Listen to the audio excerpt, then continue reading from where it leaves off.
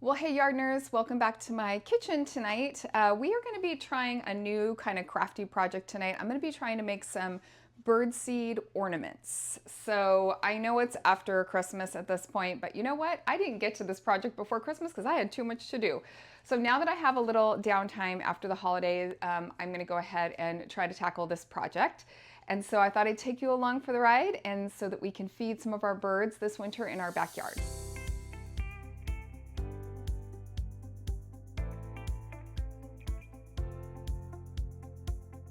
So a couple of the supplies I have for this, I have some dark corn syrup. I just grabbed that at the grocery.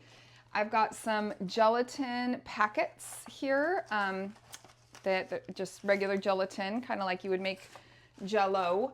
And then I've got some wild bird food, and I just grabbed this off Amazon, or you could get it anywhere in a local store. I've got my mixing bowl, and then I've got a collection of cookie cutters. So I went ahead and tried this project with my daughter yesterday. We did kind of like a trial run, and we didn't have the most success. I'm actually going to keep that footage in this video just because I think it's funny and it's also like real life. So, you know, sometimes you attempt craft projects or, you know, DIY projects and, you know, they don't always go according to plan. Well, that's what happened yesterday for us. But today I found a different recipe for the mixture, and I think I learned enough in my first attempt to go ahead and try this again and have more success for it with it. But let me go ahead and I'll show you some of that footage now. So this is the first batch I did, and I learned a lot doing this. Basically, this mixture did not hold together very well. It was really crumbly, and when I tried to string these up, it just didn't work. The mixture itself was just falling apart too much. It wasn't stiff enough and set up enough, and also the ornaments were too thin.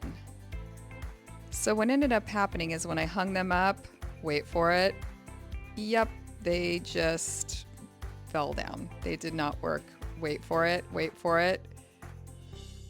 Yep, epic fail. So instead of wasting all that bird seed, I ended up just crumbling it all up and putting it into one of my regular bird feeders. The birds or the squirrels can find it in there, and so that way I didn't have to throw it away. Okay, so I'm going to be trying a new recipe for this second batch, and what I'm going to be doing is doing 2 cups approximately of the bird food, 2 packs of the gelatin, which is what I did last time, only half a cup of the water. I think that's going to be key because last time I did a full cup of water, and I'm going to dissolve the gelatin packet into the hot water. I just have it in the microwave right now.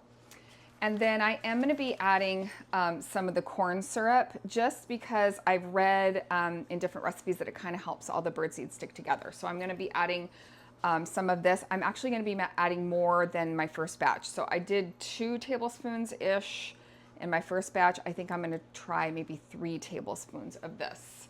And we will see how that does.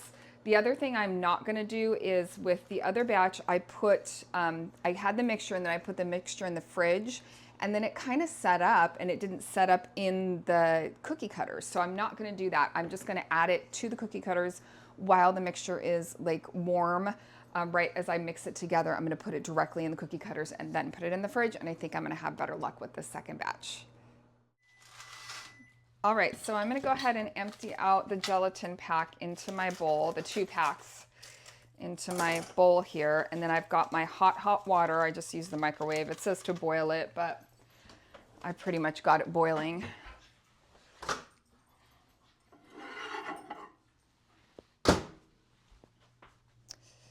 And then I'm just going to dissolve all the gelatin into the water. Grab a spoon. Okay, so it's kind of stinky. It does not smell good, just plain gelatin. So I'm going to dissolve all that, and then I'm going to add the corn syrup to this before I add the bird food.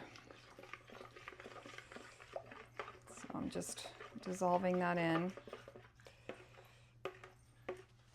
All right, I'm gonna go ahead and add the corn syrup. Yeah, it stinks. It does not smell good. So I'm gonna do about 3 tablespoons. Oops, open this all the way. I had this open yesterday.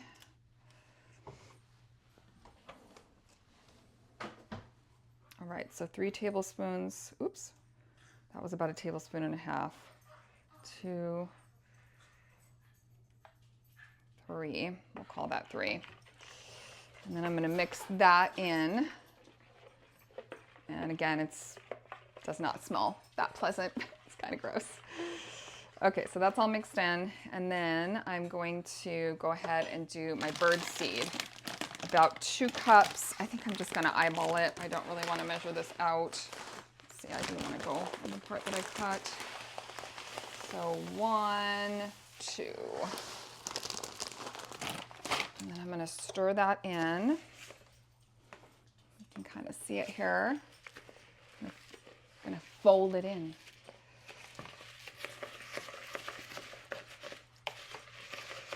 So the problem we had last batch was that it just didn't get stiff enough. But I think with putting it into the cookie cutters warm, so I'm gonna go ahead and put this in right now. And then the baking sheet, I have a baking sheet here and I just coated it with a piece of wax paper. So I'm just gonna fill in my shapes with the mixture. And now if this batch doesn't work, then I don't know, I might give up on this project because, you know, Pinterest makes things look pretty easy. Now the other thing I'm gonna do a little differently is I'm really gonna fill these to the top and make them kind of as thick as I can. But little pieces like this little snowman's arm and stuff is kind of hard. It's a little easier with bigger shapes, but I'm really gonna like fill them all the way to the top because I feel like the thicker they are, the more chance of success. I don't have very much left here. I'm gonna do this little snowflake one. And I'm kind of pushing it with the back of my spoon. And I might have enough, I don't really have enough for another one. I'm gonna just fill up my snowman a little bit more. And I could always make another batch here, but I'm kind of running out. So I'm just gonna backfill a couple of these a little bit fuller. So yeah, I think in hindsight, make a double batch. So I might go ahead and make one more batch because I want these to be really full.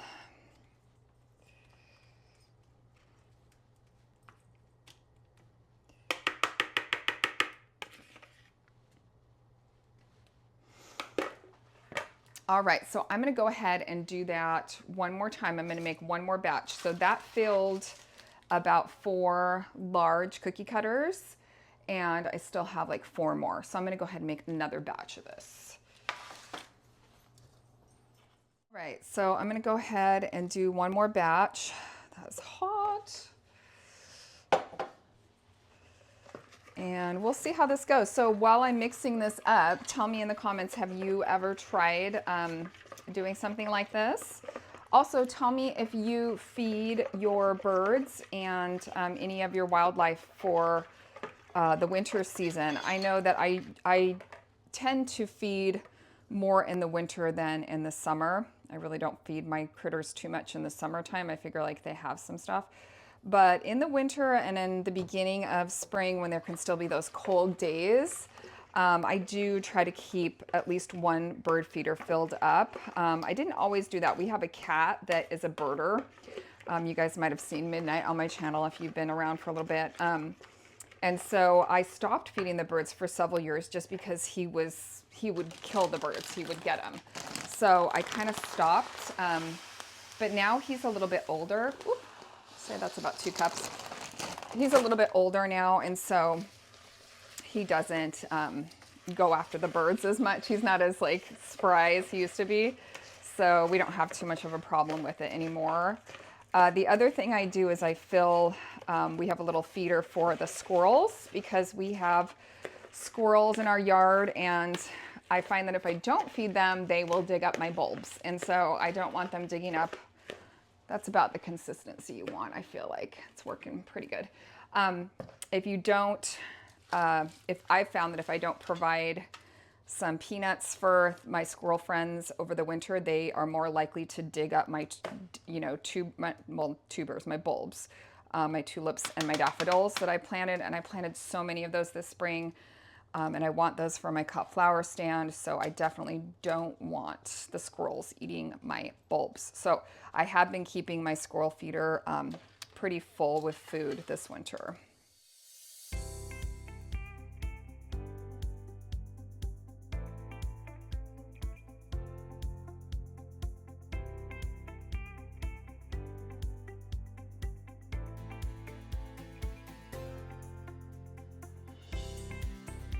So I'm just going through, not too close to the edge, but I'm just going through and making a little hole for stringing, or you could push a little straw down inside.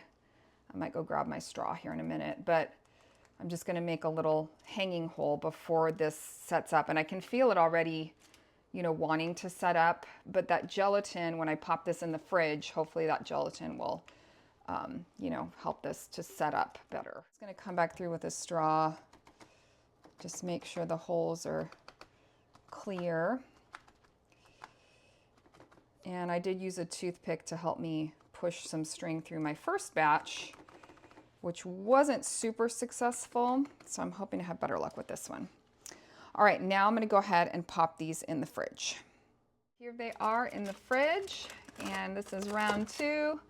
And hopefully these will set up and do much better than the first batch. All right, guys, well, this is batch 2 of my attempt here at these ornaments, and I have to say, these worked out perfectly. So I'm really glad I didn't give up on this project, and I was able to get the right amount of all the different ingredients so that these shapes stayed together nicely. There's the little chick. So I'm gonna go ahead and round 2, I'm gonna go ahead and hang these on my little tree here, and I'm so excited. This is the little bell. I'm so excited to put these out for the birds this winter, and then I will try to get some footage if I see any critters or any birds. I'm hoping my squirrels don't come and take care of all these, that they actually leave some for the birds, but I'll try to come out and actually see if I can get a video of the birds actually on here enjoying these. This is the little snowman, but I think they turned out really cute. Let's see, I'm trying to find some good branches to put these on. It has been raining pretty much non-stop here in the Pacific Northwest, so I just found a moment of time where the rain stopped. There's my little gingerbread man, and I'm trying to find some different spots to put these. I'll put this one over here. They're a little heavy, but this tree I think can hold up to it. There's the little chickie or little duck.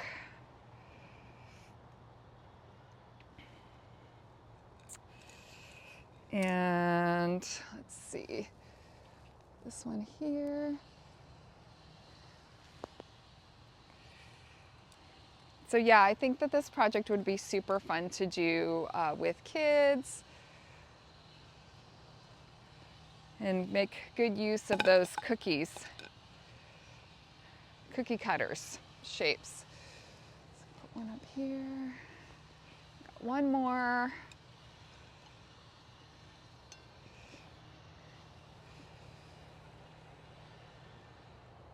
One up taller. There we go.